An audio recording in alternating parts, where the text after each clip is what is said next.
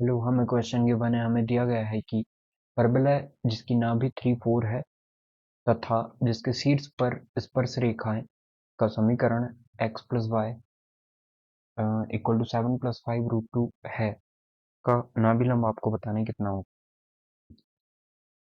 तो हमें सबसे पहले एक पॉइंट समझ लेना है कि जैसे कि हमने एक ये एक्सिस बना दिया, ठीक है, और ये हमारा पैराबोला हो गया, परवलय हो गया, जिसका ये वर्टेक्स है, शीर्ष है। और हमें एक डायरेक्ट्रिक्स बना ली, ठीक है। अब हमें क्या बोला गया है? हमें ये बोला गया है कि इसकी नाभि जो है का फोकस जो है वो 3-4 के बने हैं, ठीक है, तथा जिसके शीर्ष पर स्पर्श रेखा का समीकरण x plus Y equal to में 7 + 5 √2 का नाभिलंब बताना है। देखो, स्पर्श रेखा मतलब ये रेखा समझ जाइए जो शीर्ष पर स्पर्श कर रही है, मतलब ये स्पर्श रेखा हो गई। अब ये पॉइंट क्या होता है? हमें पता है कि ये यहाँ से लेके यहाँ तक की डिस्टेंस ही होती है। जैसे आप फोकस देखते हो, A0 होता है, इसका मतलब A0 इस शीर्ष से यहाँ तक की डिस्टेंस होती है A, इसलिए A0 बोला जाता है। अब 3-4 है तो यहाँ से यहाँ तक की डिस्टेंस 3 हो जाएगी, ठीक है। तो नाभिलंब से डिस्टेंस हमें कितनी गिवन है? 3 गिवन है, ठीक है। अब हमें ए मिल गया, इसका मतलब हम ये निकाल सकते हैं, ये कितना होगा हमारा। हमें क्या बताना है? नाभिलंब होगा, नाभिलंब बताना है कितना होता है, 4 × ए होता है, ठीक है। अब ए क्या है?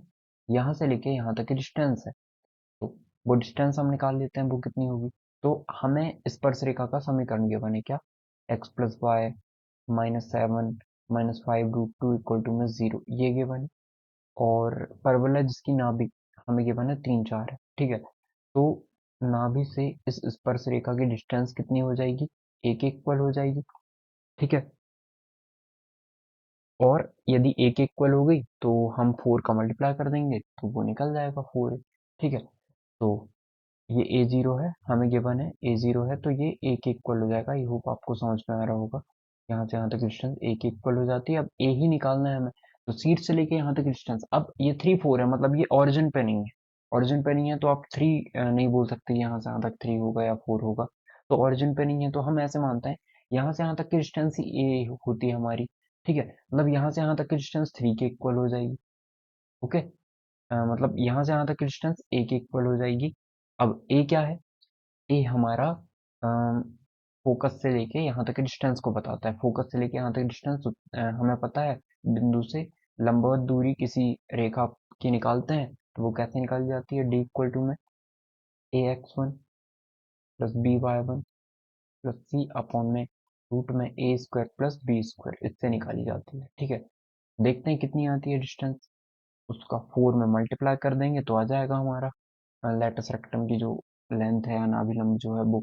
तो a मल्टीप्लाई x1, ये a है, a का 1 है, 1 का मल्टीप्लाई 3 पे कर देंगे, प्लस y का मल्टीप्लाई 4 पे कर देंगे, माइनस का 7 माइनस का 5 √2 अपॉन में a का स्क्वायर मतलब 1 प्लस 1 का स्क्वायर √2।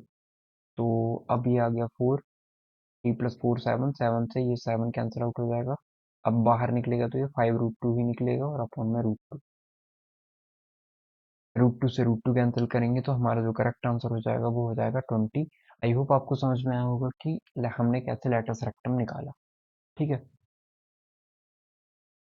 तो अब ये 3-4 है, मतलब कहीं पे होगा ये पॉइंट हमारा 3-4, जहाँ पे होगा वहां पे, ठीक है। तो ये पॉइंट हमें क्या है, फोकस गिवन है। अब पैराबोला कैसा बन रहा है हमें नहीं पता, बाकी हमें ये पता है कि शीर्ष से लेके यहाँ तक की डिस्टेंस ही ए होती है, इसी को ए बोलते हैं हम। अब ए पता लग गया तो हम नाभिलंब निकाल सकते हैं, ये 4a होता है। बस इसी कॉन्सेप्ट से हमने निकाला है। आई होप आपको समझ में आया होगा। Your correct answer is option number 3, 20। Thank you.